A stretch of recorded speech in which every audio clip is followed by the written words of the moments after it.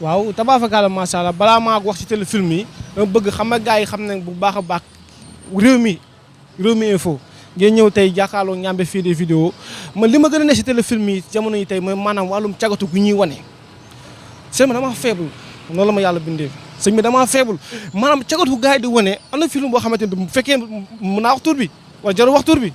film boobu noonu infidèle man dama gis ni parfois dañuy wane pàncaago yoo xamante ni xale yi xam nga kiwis tamit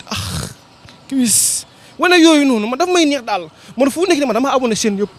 Sénégal daal bëgg naa ñu jouer bay jouer film nii parce que loolu développement la loolu développement nañu jouer nii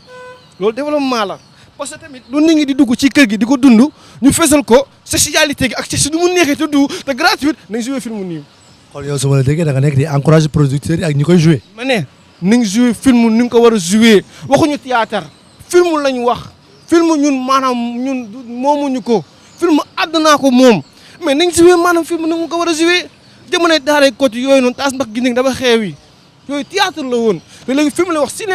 cinématographie sexualité da ciy bokk dama bëgg sexe. mais gisoon ni loolu du suñu culture aussi. non xam nga culture boo nee cinéma waxatoo culture maam cinéma maam mooy maam personnage bi nga maam incarné maam nit ki en personne. mais sëñ bi Sénégal la ñuy wax de. Sénégal la ñuy wax mais sëñ bi fii gars yaa ñi laal dëgg la wala dëgg. mais kon sëñ bi yow su ma la déggee da nga nekk aussi di traité sénégalais yi de pervers. non pervers mais sëñ bi ñëpp xam nañ fii am na caga da ngay fay sa xaalis dem laali caga mais bi ñu ko siwee tey wane ne am na caga ku ne subhanallah fii Sénégal benn wax dong loo xam ne du leen rëcc moom mbirum sexe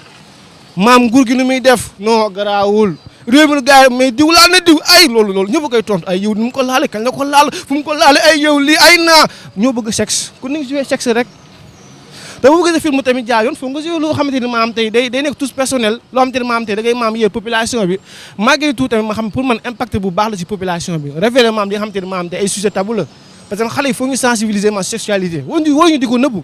man en tant que artiste comédien man damay encouragé maam tey maam producteur yooyu noonu te massa encouragé tamit gis naa tamit benn genre teaser série boo xamante ni mi ngi waaye génn Marakis ñooñu tamit bëgg fa yàlla man kontaan naa ci ñoom de